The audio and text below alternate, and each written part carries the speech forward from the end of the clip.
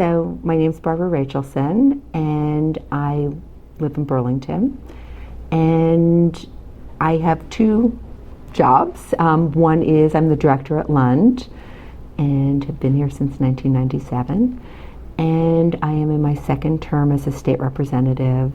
What I want for my kids, I feel like as a legislator and the director of an organization, I want for our clients' kids and for Vermont kids. There are frequently times that I have employees that are coming to me that are nervous about either the child care situation their children are in, or their child is sick and they're apologetic. And I think that one thing that's so important as my role as a employer is to be understanding of what it's like, especially working in a place that prides itself on being family friendly. It's like we need to not make it hard in society for people to do what they need to do to make sure their kids are safe.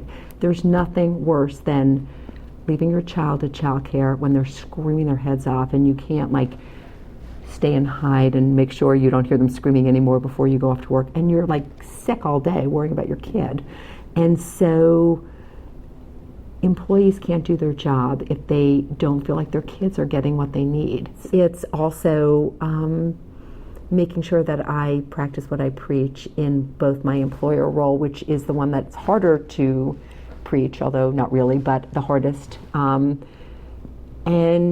bringing those perspectives to the legislature. It's a challenge that providing affordable, quality early education is an expense that is a money loser, and it's one that the return is so great that it's important that we continue to do it, even though it's not one of those services. We try to make sure we're being reimbursed fully for the services that we're doing, and childcare is a nut that we have not been able to crack. What do kids need, and how do we not have that be the budget that we look at last and sorry, we don't have money for that.